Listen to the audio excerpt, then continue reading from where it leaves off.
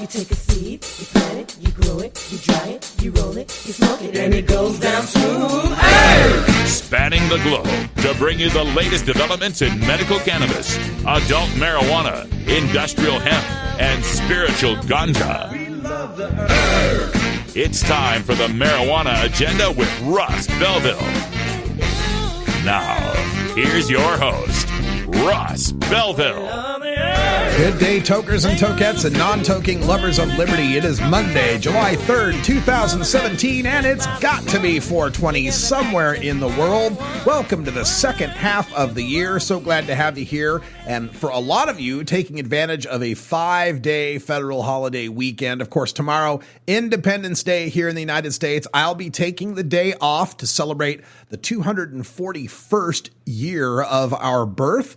And we'll talk a little bit about that in today's Radical Rant and give you some perspective on just how short a timeline marijuana prohibition has been in this country. That's coming up at the end of this first hour. Also on the show today, we have the debut of a brand new segment featuring Americans for Safe Access, the nation's #1 organization fighting for patients in the era of marijuana legalization. It's ACE's patient-focused update, and it's coming up today with Dr. Jahan Marcu, PhD, who'll be talking about ACE's certification program for dispensaries to be able to let patients know their needs are being met, even if it's a adult use or a recreational state.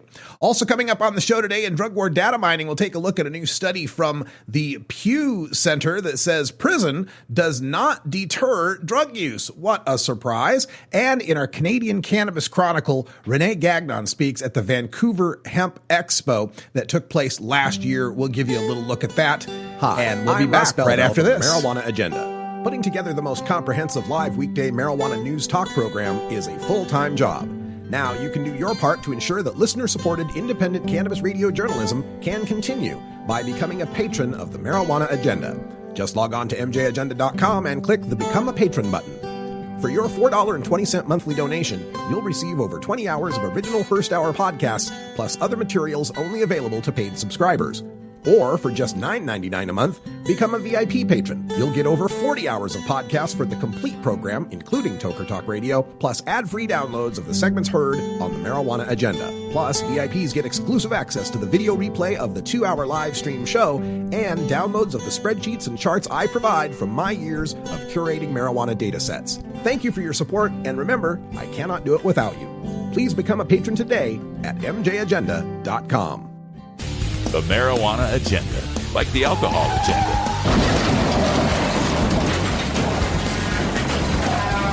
But a lot safer.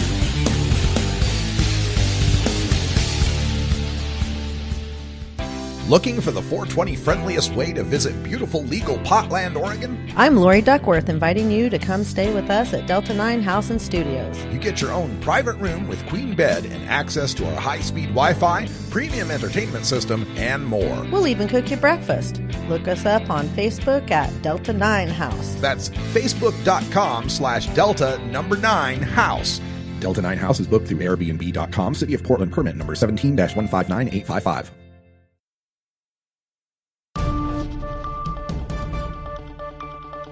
This is your Cannabis Headline News. Brought to you by MarijuanaMoment.net, the complete source for all your marijuana news in one morning newsletter from Marijuana Majority Founder Tom Angel. Subscribe today for free at MarijuanaMoment.net.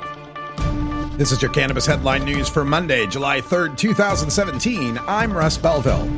Associated Press reports that tourists and locals alike were among the more than 100 people waiting in line at one Las Vegas area dispensary Saturday as Nevada became the latest state in the U.S. with stores selling marijuana for recreational purposes.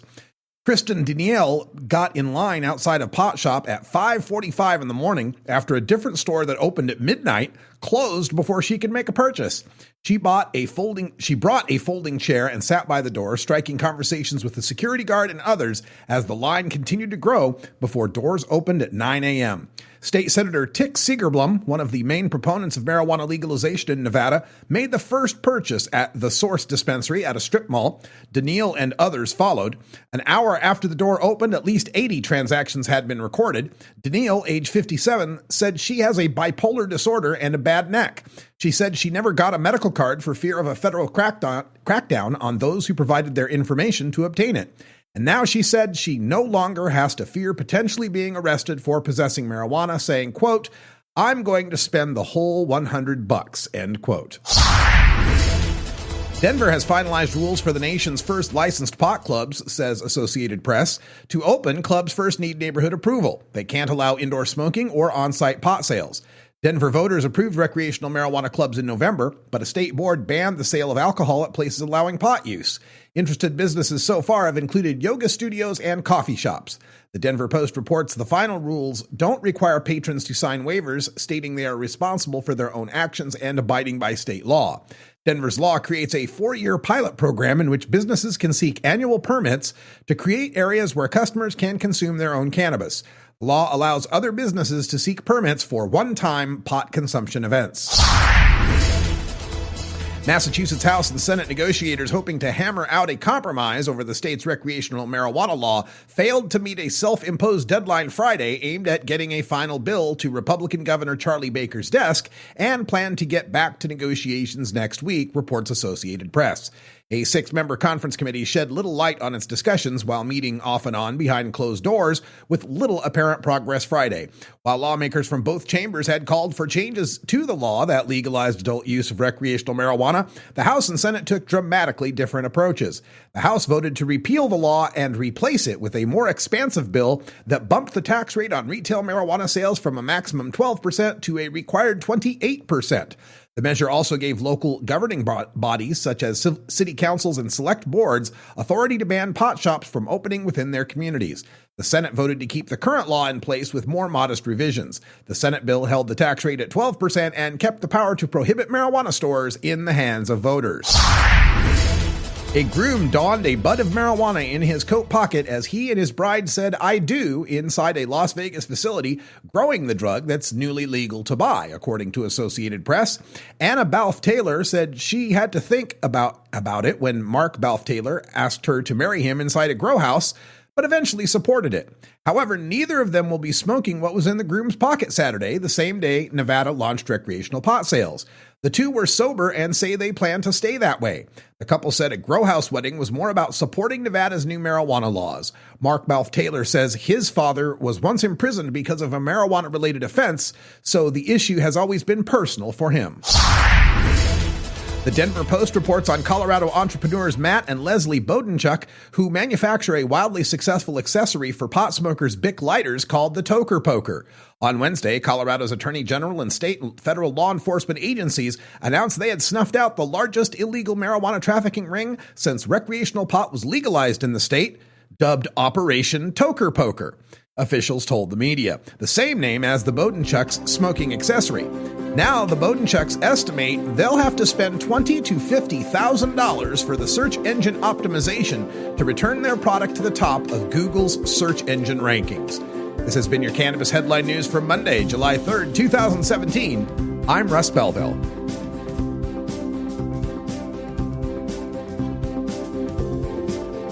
You're listening to the Marijuana Agenda with Russ Belville.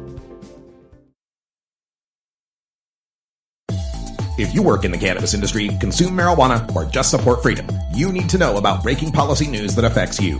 Marijuana Moment is the daily newsletter that helps you stay on top of all the latest and most important state, federal, and international cannabis developments.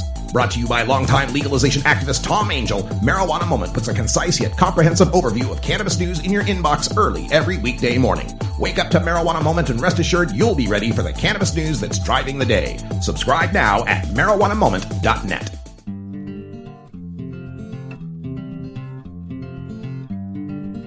I'm Russ Belville with the Marijuana Agenda. Join me every 4 weeks for Cultivator's Corner with Jorge Cervantes from marijuanagrowing.com. Learn more at mjagenda.com/about.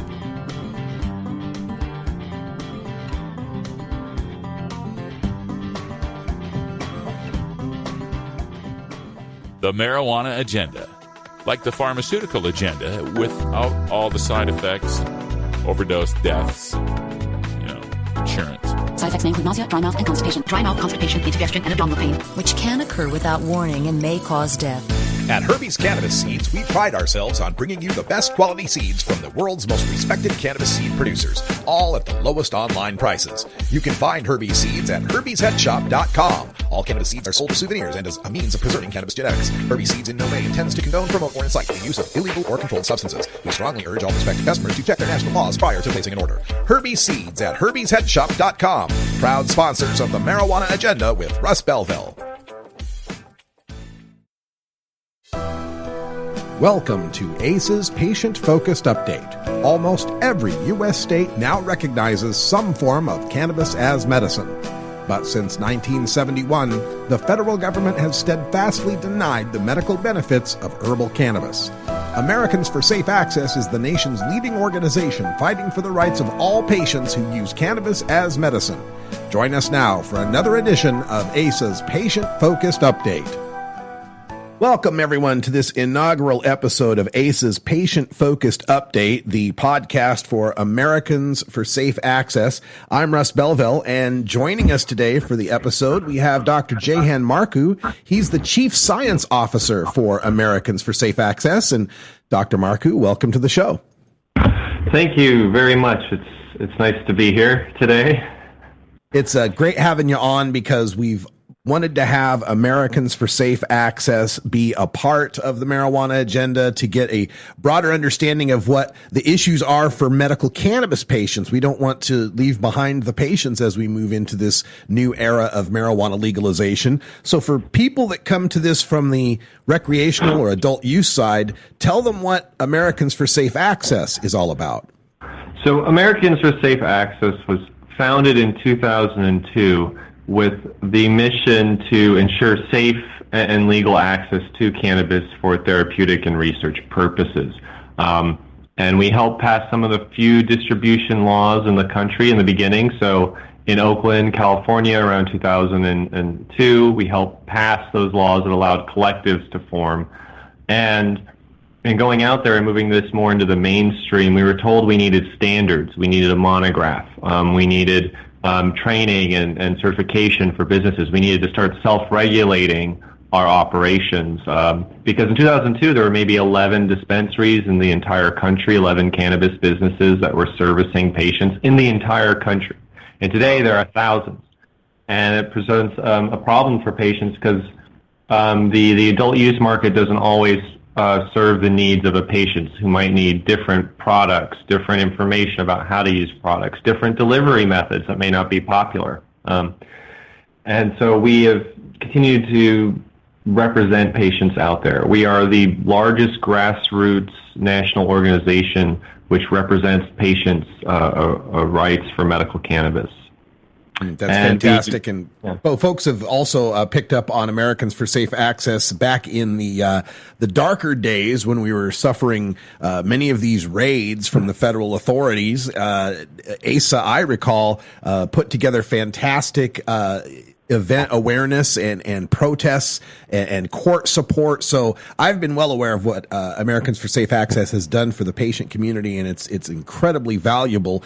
And I'm glad, Dr. Marcu, that you bring up that even though we've got this burgeoning adult use market, it doesn't serve the same needs as what patients might require. And that brings us to this great initiative you guys have put forth, this project for what's called patient-focused certification. Can you tell our listeners about that?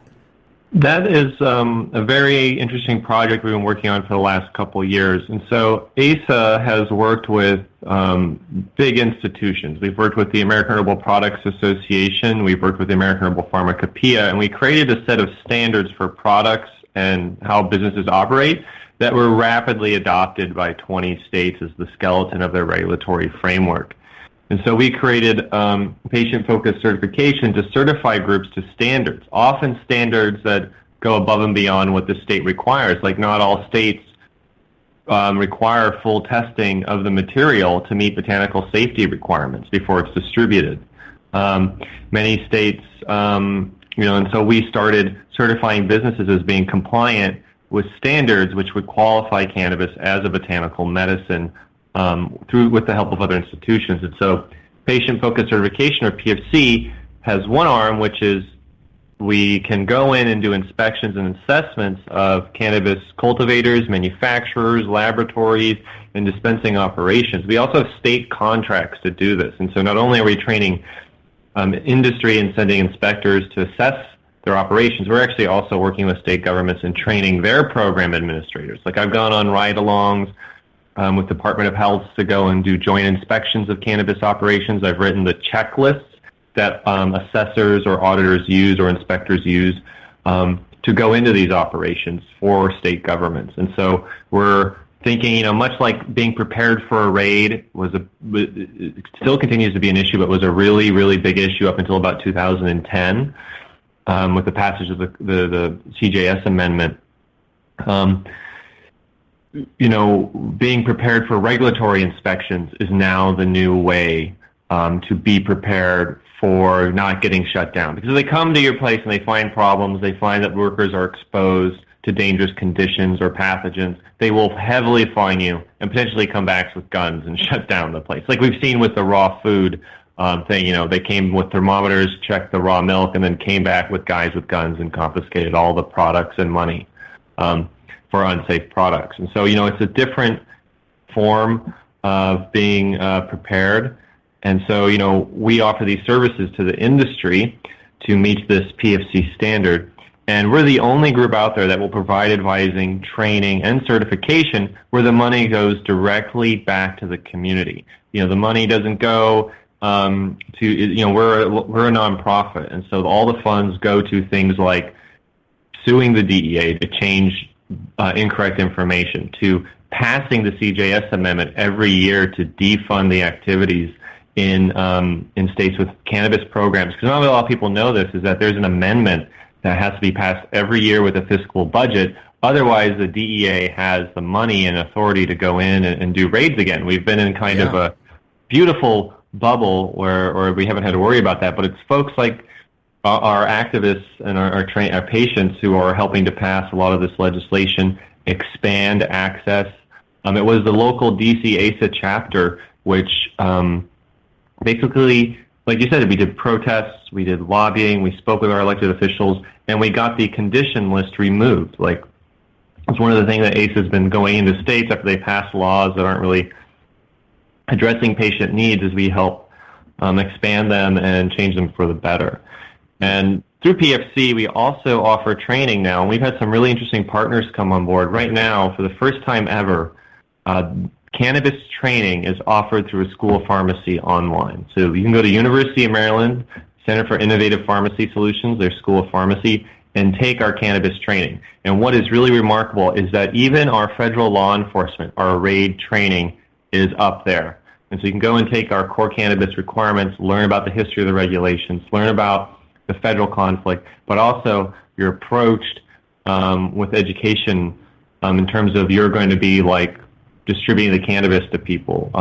It's really a new time where the first time ever we're seeing accredited institutions, we're seeing people who are responsible or accountable for the quality of education and training in the cannabis industry. Because before, it was like everyone was offering training. You can go to any website from a company in California and there's some sort of training you can attend, but there's no real person who's held accountable for the quality or outcomes of that education. And so that's why we've partnered with groups like the University of Maryland, like Harvard University, and other groups to provide patient, doctor, and industry education through a patient-focused approach. And that's why we call it patient-focused certifications, because it's based on voluntary consensus standards developed by stakeholders in the medical cannabis industry and in the hemp industry as well on how best to address people who may be trying to, say, manage their chronic pain, and they need much more precise dosing or precise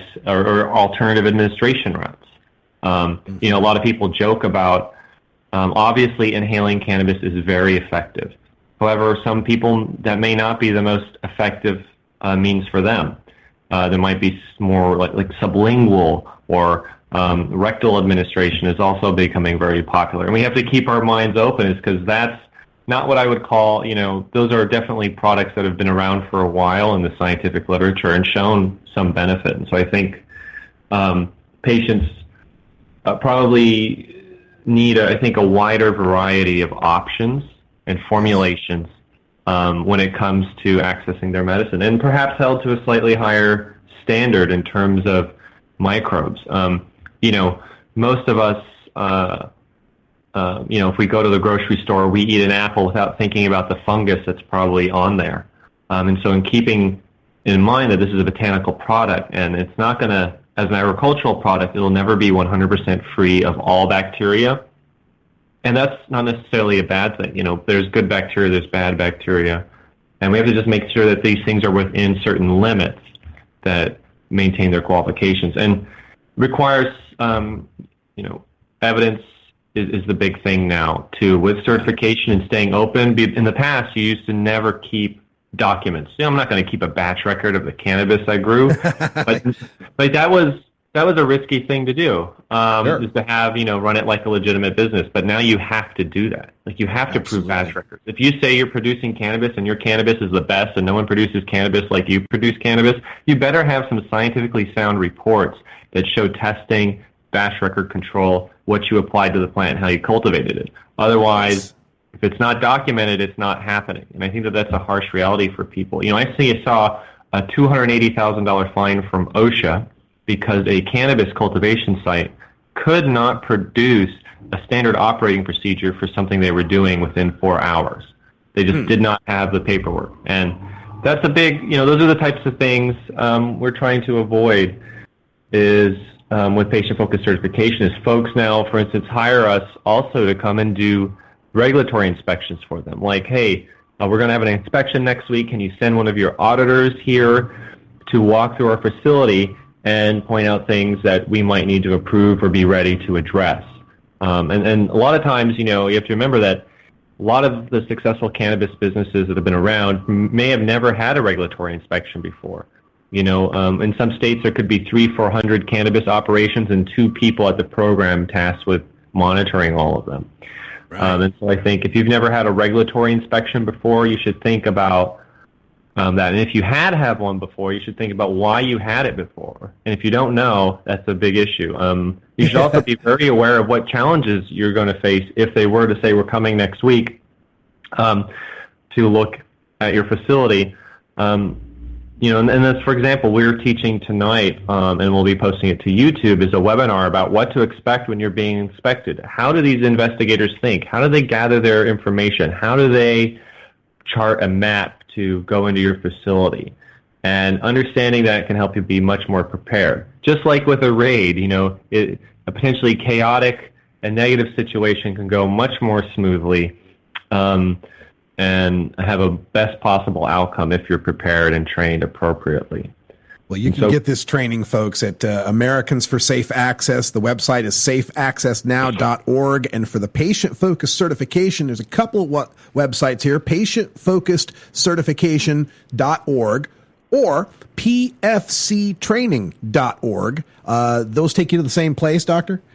So patient-focused certification is for operations. So if you're a cultivator, laboratory, manufacturer, packaging, labeling, holding, that sort of thing, you go to patientfocusedcertification.org and you can enroll and apply for a non-committal quote for what we can do to for your business to reach a higher standard.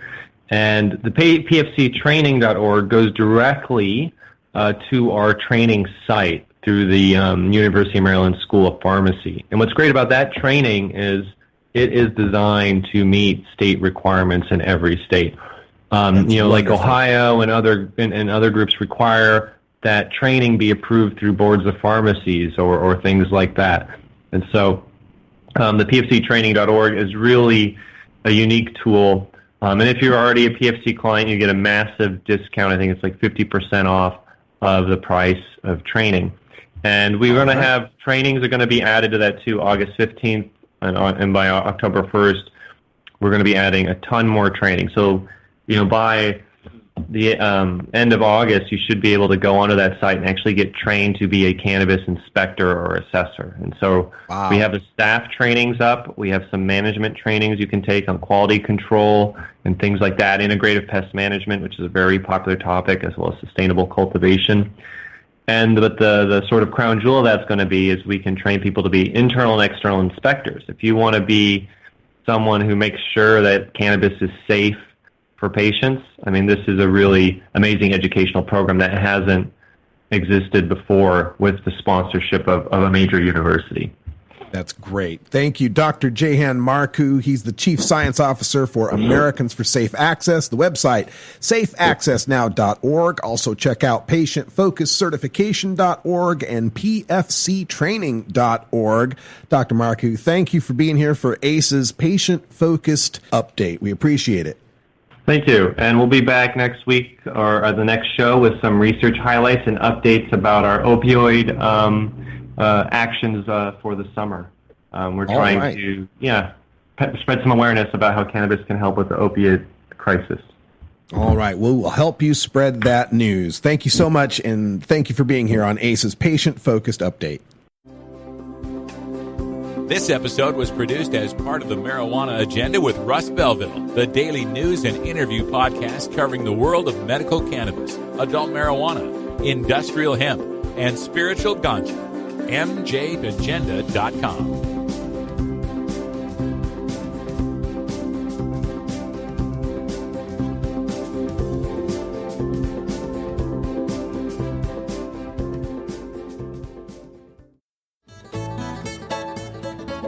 New beginner guitars and banjos are often constructed much better than ones built before your time. Why struggle? Get a new instrument or fix the old one. The trusted professionals at the Fingerboard Extension will evaluate your instrument for free. Repairs are priced for people who work for a living. Stop by the Fingerboard Extension downtown Corvallis at 120 Northwest 2nd Street today, or check out its inventory on the web at fingerboardextension.com. You're not high. You're listening to the Marijuana Agenda with Russ Belville. I'm astonished to hear people suggest we can solve our heroin crisis. Have you heard this? By having more marijuana. Okay, maybe you're a little high. Hi, I'm Russ Belville from the Marijuana Agenda. Putting together the most comprehensive live weekday marijuana news talk program is a full-time job. Now you can do your part to ensure that listener-supported independent cannabis radio journalism can continue by becoming a patron of the Marijuana Agenda. Just log on to mjagenda.com and click the Become a Patron button. If you're an organization or business looking to promote your brand, we have sponsorship patronage available at mjagenda.com. Sponsorship includes 15 and 30-second ad breaks and 6-minute interviews on the podcast, depending on sponsorship level, which begins at $19.99 a month. Thank you for your support, and remember, I cannot do it without you. Please become a patron today at mjagenda.com.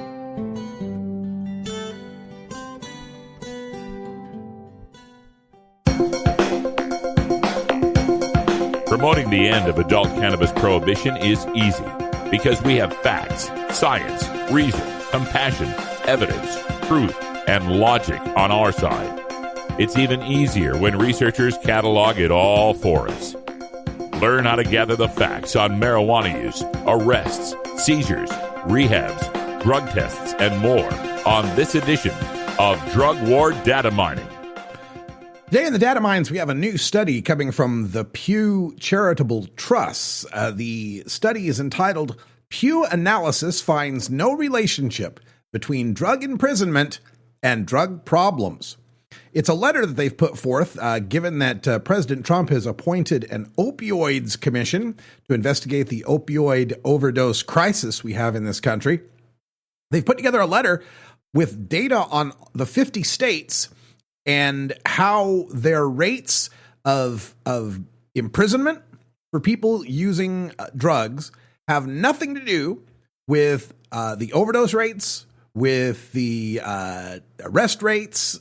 it basically flies in the face of what Chris Christie and what Jeff Sessions have said when it comes to the marijuana or with the opiate crisis that we've got going on here. According to the report, Pew's analysis found no statistically significant relationship between states' drug offender imprisonment rates and 3 measures of drug problems. 1, the rates of illicit drug use. And this was just illicit drugs, not counting marijuana. So it's not confounded by the legalization of marijuana that's taking place in 8 states so far. The second thing they analyzed was overdose deaths. And the third thing they analyzed was drug arrests. And according to Pew, these findings reinforce previous research that cast doubt on the theory that stiffer prison terms deter drug use and related crimes. For example, Louisiana had the country's highest drug offender imprisonment rate in 2014, with 226.4 drug offenders in prison per 100,000 residents. In contrast, Massachusetts' rate was one of the lowest at 30.2 per 100,000 residents, less than 1/7 of Louisiana's rate. As Pew's letter explained, higher rates of drug imprisonment do not translate into lower rates of drug use, fewer drug arrests, or fewer overdose deaths. And these findings hold true even when you control for demographic variables such as education level, employment, race, and median household income. Now, they looked at the rates all across the country, and of course, Louisiana coming in at 226.4 in its imprisonment rate, and we compared that, as mentioned, to Massachusetts. And what we find is that Massachusetts, with its 30.2 imprisonment rate, compared to 226 for Louisiana, but the drug overdose rate is 19.1 in Massachusetts and 16.7 in Louisiana. Not much different. The arrest rate, far more arrests in Louisiana, 380 compared to 155 for Massachusetts.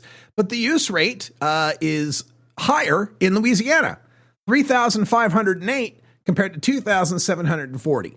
So despite Massachusetts only arresting 30 per 100,000 compared to the 220 some odd per 100,000, you still have more drug use in the state of Louisiana. And this is, again, from all comparison rates of per 100,000 people. We'll put this link in our chat room, and you can visit it and find out your state. They've got an interactive state map where you can click on a few, one or two or more states and compare them to one another. The map is also color-coded in shades of blue compared to how much drug use rate or whatever it is you're looking on the map. So it's easy to pick out which states are the ones you'll want to compare. Again, that's at the Pew Charitable Trust. You can find it online at pewtrusts.org. That's PEW trusts.org in their research and analysis segment. We've also got a link on their front page. You're listening to the Marijuana Agenda with Russ Belville.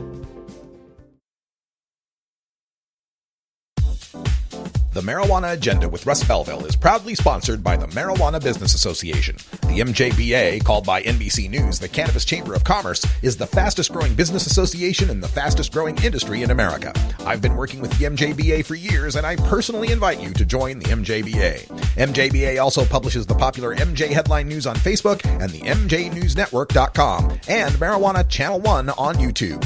Visit MJBA.net for more details. Federal prosecutors have been ordered to pursue the toughest possible sentences for criminal suspects. U.S. Attorney General Jeff Sessions issued a memo May 10th rolling back Obama-era reforms that eased sentencing for some nonviolent drug offenders. Anthony Papa is the manager of media and artist relations for the Drug Policy Alliance. Papa says Sessions' reinstatement of harsher sentencing policies will destroy families because the breadwinners will be locked up for extensive periods of time. Not only is he going to put people with drug problems away that should be treated medically, not punitively, he's going to affect many family members of those that are being incarcerated. The National Association of Assistant United States Attorneys says the policy will, quote, restore the tools that Congress intended to punish drug suspects. For United News International, I'm Neela Uni. You're not high. You're listening to the Marijuana Agenda with Russ Belville. It's not recreational. It can be destructive, and it consistently is destructive. Okay, maybe you're a little high.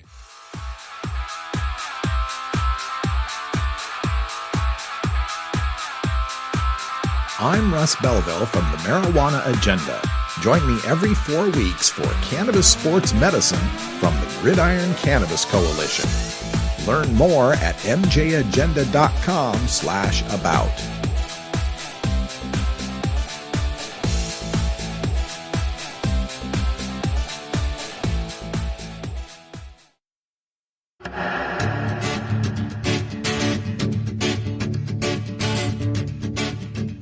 Welcome to the Canadian Cannabis Chronicle.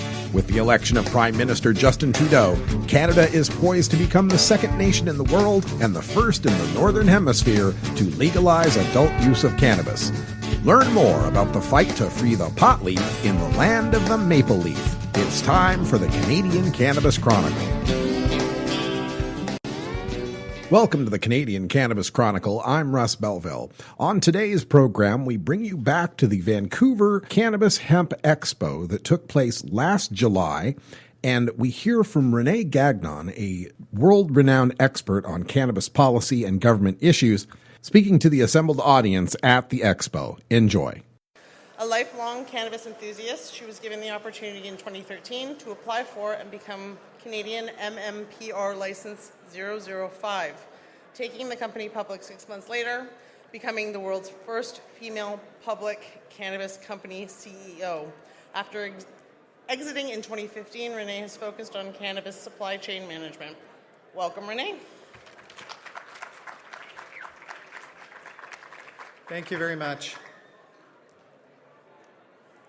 So in 2014, we were awarded MMPR 005, which was an interesting experience and gave us a chance to experience what the government at the time had dictated would be the leading edge of their new cannabis strategy.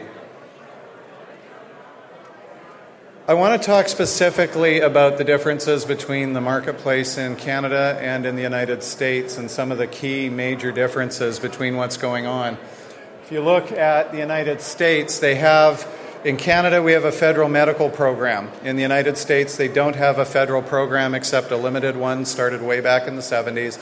They've left it up to individual states. In Canada, the LPs have access to banking, the dispensaries don't.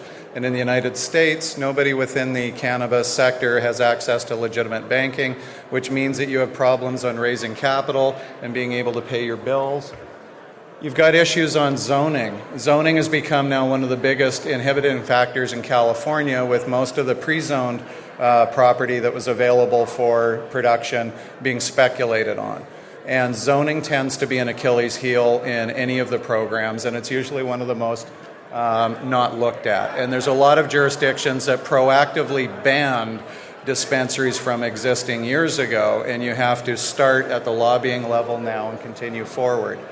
The biggest difference is that there is some federal support in Canada, zero federal support in the United States, and that ties into governance on product manufacturing, labeling, as we move towards legalization.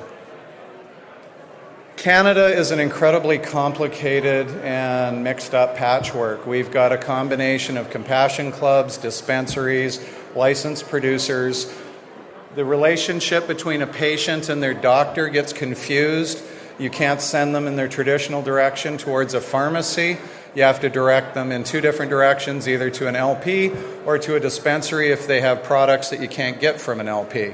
The problem is once you start looking at the dispensaries, you've got for-profit, you've got non-profit. And the non-profit are typically run as compassion societies, and then the profit dispensaries are again in there as a business method. The difficulty is there's no direct path for physicians to be able to prescribe the products that they want to the patients they want without having to channel the patient in either the gray or the black area or force them to go to the LP market. The biggest difference is going to be coming forward is that as different players want to start entering this, such as liquor distribution, private liquor, other various forms, it's going to make the area more difficult for patients to figure out how they can obtain their product and how they plan to move on. The big difference. In the United States, this market has been viewed with unbridled capitalism. Everywhere you go, people are putting down their money to create products and companies that we don't see here.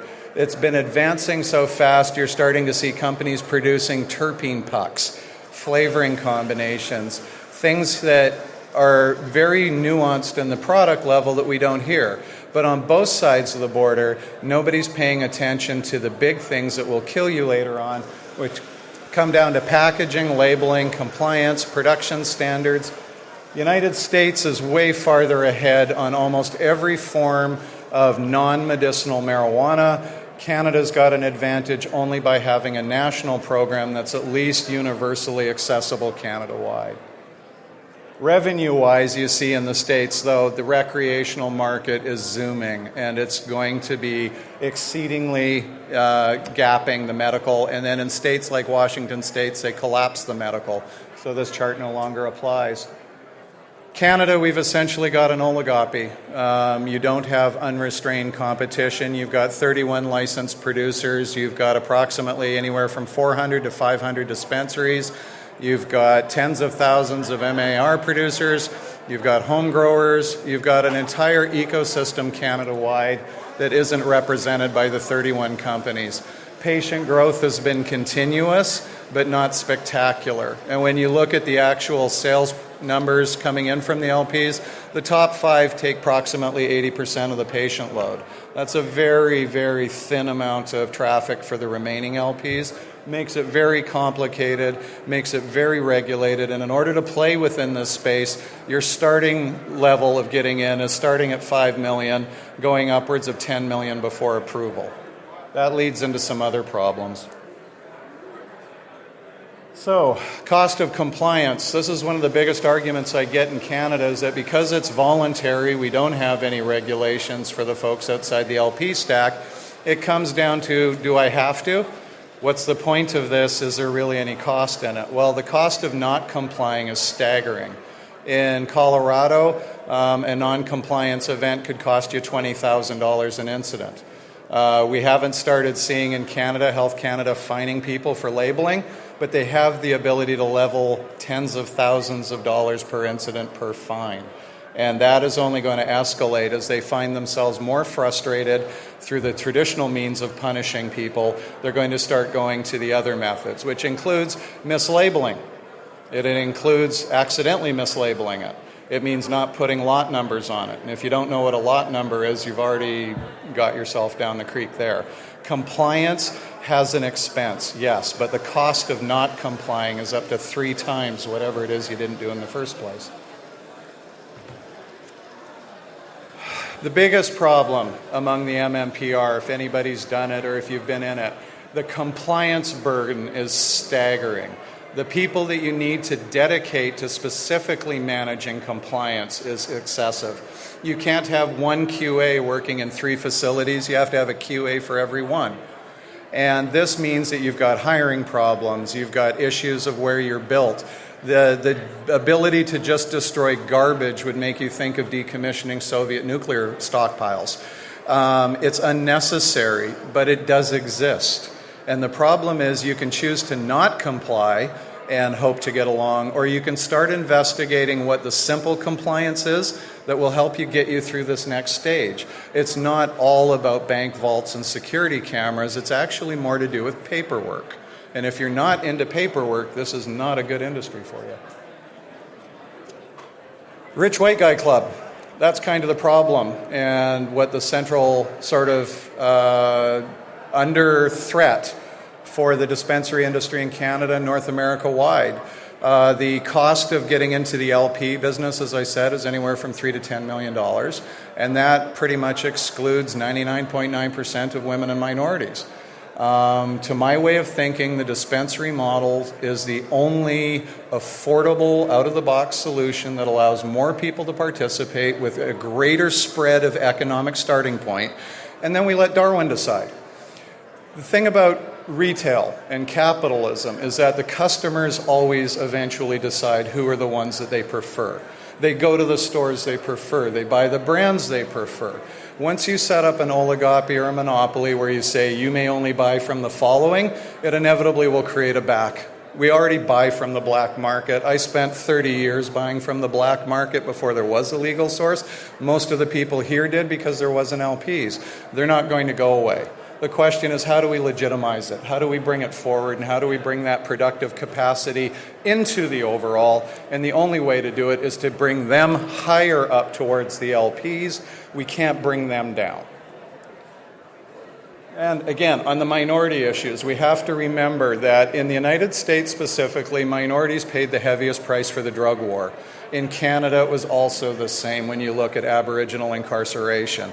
And when we look at economic impact, this industry is zero right now. We're just starting. We can choose to ignore equality and diversity and hope it'll all figure out later, but I can guarantee you it won't happen because the system won't do it voluntarily. If we want women and minorities to be involved in cannabis in a significant fashion, it has to start now, and we can't do it by automatically defaulting to a massive corporate model. It automatically makes it a rich white guy club.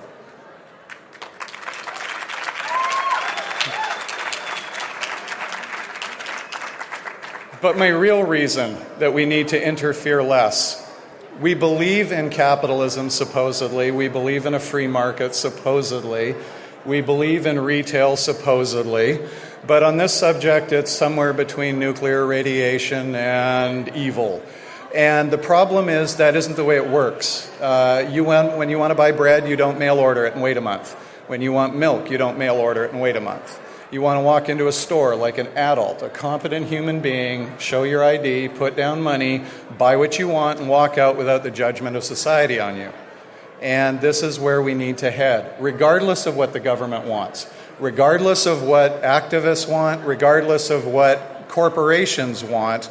The public wants to buy weed, they want to do it in a store, and they don't want to feel like criminals. And it behooves all of us to work on making that happen.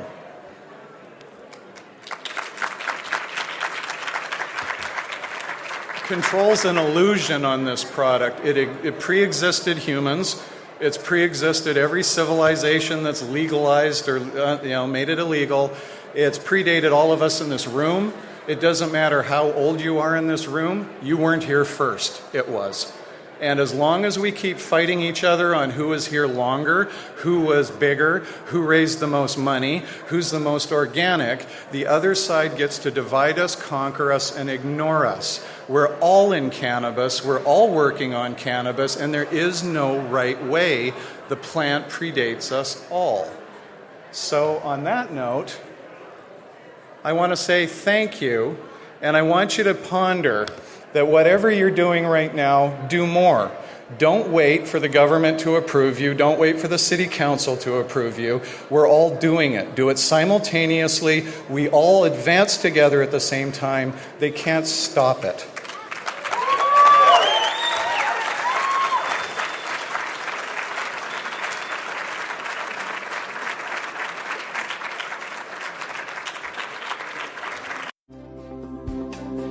This episode was produced as part of the Marijuana Agenda with Russ Belville, the daily news and interview podcast covering the world of medical cannabis, adult marijuana, industrial hemp, and spiritual ganja.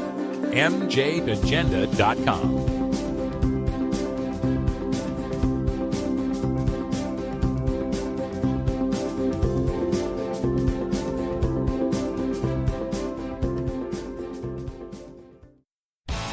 It's Russ Belville from the Marijuana Agenda, inviting you to be like me and get your ink done at Lucky Horseshoe Tattoo, Fort Worth's most female-friendly, clean, sterile, awesome tattoo shop. Thomas and his crew are true artists who can design you a custom piece or use a design you bring in. Lucky Horseshoe also offers all styles of tattooing as well as piercings and all-around fun. In the DFW area, stop by Lucky Horseshoe Tattoo and tell them Radical Russ sent you. Trust me, it'll feel awesome. This November, whether you see the words medical marijuana on your ballot or not, the issue is there. From the halls of Congress to your state capitol or city hall, politicians are already making decisions on medical marijuana policy on your behalf. This election, make sure they are representing you. Every vote is a vote for medical marijuana. Visit votemedicalmarijuana.org today.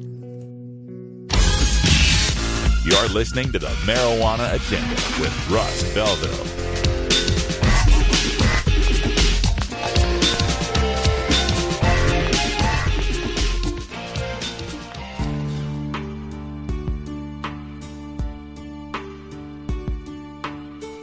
I'm Russ Belville with the Marijuana Agenda.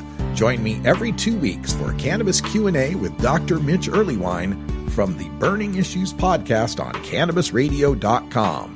Learn more at mjagenda.com/about.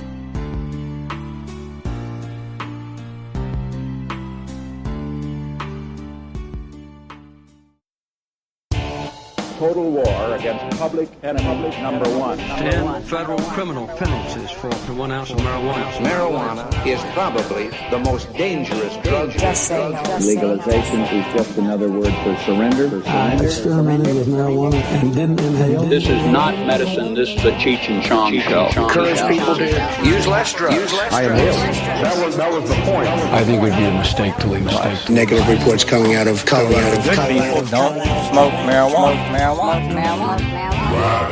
Rant. Well, today is July 3rd, so we'll be off tomorrow celebrating our nation's Independence Day here in the United States. Our country turns 241 years old, celebrating the July 4th, 1776 signing of the Declaration of Independence. And every year that July 4th rolls around, it reminds me of why we sit here every day researching, writing, and talking about ending adult marijuana prohibition. The first thing we should realize is what an outlier this prohibition is in American history. For the 241 years of our existence, marijuana has only been prohibited for 80 of them. The Marijuana Tax Act, the federal act that first prohibited cannabis, was signed in October of 1937. We're approaching the 80th anniversary of marijuana prohibition. So that means it's less than 1/3 of the time we've officially been a country has marijuana been prohibited. Of course, if we date back to prior to 1776, prior to the signing of the Declaration of Independence, when we were British colonies, the first colonies in Virginia in 1611 were mandated by the king to cultivate hemp for the empire, for the British Empire, for their sales, for their rigging, and for many other uses. It was required of the Virginia colonists to grow hemp. If we look at it that way, 1611, that means we are at 406 years on this continent where our forefathers have been cultivating and harvesting cannabis. Well, our forefathers and the Africans they had enslaved to do that work.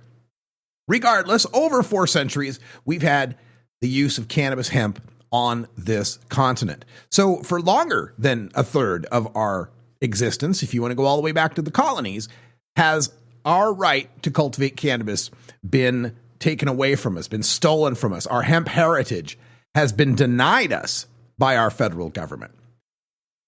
When we talk about this issue, many people get this confused by thinking of it as a drug, as referencing the Controlled Substances Act, and assuming that the federal government has some sort of right to dictate what drugs we cultivate, what plants we cultivate, and how we may use them. While that's the established law today and has been recognized by our Supreme Court in a number of decisions, I do not recognize those decisions as valid. I offer as much support for the decisions that make marijuana illegal in this country at a federal level as I do the old Dred Scott decision that said it was okay to own slaves and that we could reimburse people for the property they had lost, etc. I accord the decisions that make marijuana illegal in this country with the same decisions that allowed separate but equal to exist in our country. I record them the same respect I give the decisions that allowed sodomy laws to exist in this country. Laws that banned same-sex marriage, banned interracial marriage, banned black people from going into certain public facilities. Just because something's legal now doesn't mean it will always be legal. Just because we have a certain recognition of precedent and law in this country doesn't mean it will always be that way. And I believe that in jurisprudence, we will look back. Within 50 years, we'll look back at the decisions that allowed this cannabis prohibition to continue and find them to be as absurd and as much a mockery of justice and a misunderstanding of our Constitution and a fight against our more perfect union as any of those previous decisions I mentioned. Keep in mind that the whole support, the whole basis of the Controlled Substances Act is the Commerce Clause of the United States Constitution. The Commerce Clause with the Constitution, of course, came later than 1776, came in the 1780s when we start getting the Constitution written. The Commerce Clause was to give the federal government the power to regulate the commerce between the states. But our federal government and our Supreme Court have decided that the federal government can regulate things that are non-commercial, that do not transact between the states, because of the possibility that they might affect interstate commerce. Now, Justice Thomas was one of the justices that dissented in those Supreme Court cases and said if we allow the Commerce Clause to say that a California woman using California marijuana for her medical condition is covered under the Commerce Clause, then anything is covered under the Commerce Clause, and he was absolutely right. There is no interstate commerce involved in someone's personal cultivation of cannabis on their own property. If they're not selling it, they're using it for their own purposes. The federal government has no jurisdiction. And the decisions that say they do are wrong and shall be judged wrong by history. In fact, I would say that our right to cultivate and consume cannabis predates our Constitution. It is one of our inalienable rights. It is mentioned by our forefathers when they wrote in our Declaration of Independence and signed it 241 years ago tomorrow that all men are created equal and endowed by their Creator with certain inalienable rights, that among these are life, liberty, and the pursuit of happiness. Among these, that's not all the rights. We have plenty of inalienable rights granted to us by our Creator, but among these are life, liberty, and the pursuit of happiness. And when it comes to cannabis, we know how cannabis can extend life, can lead to better life. As far as liberty, we know how people's liberty have been taken because of cannabis prohibition. And pursuit of happiness, what could be more indicative of the pursuit of happiness than smoking an herb that makes you mellow and happy? And furthermore, I believe our founding fathers recognized that right, even without enumerating it. For they wrote in the 9th Amendment to our Constitution, the enumeration in this Constitution of certain rights is not meant to deny or disparage others retained by the people. Just because they wrote down an enumerated set of rights, the right to free speech, freedom of assembly, freedom of religion, free press, bear arms, right to not have unreasonable search and seizures, right to not suffer cruel and unusual punishments, that among these rights, just because we wrote those rights down doesn't mean those are all of the rights. And I cannot countenance any understanding of our country's founding where those men wouldn't believe we had an inalienable right to cultivate crops on our own land. They were an agrarian society. They had been mandated to grow hemp. They could pay their taxes in hemp. You cannot tell me that the men that wrote that Constitution wouldn't have thought cultivation of hemp was an inalienable right, that the cultivation of crops on one's own private land was an area the federal government did not belong. We have gone far apace from the original idea of a limited and enumerated federal government.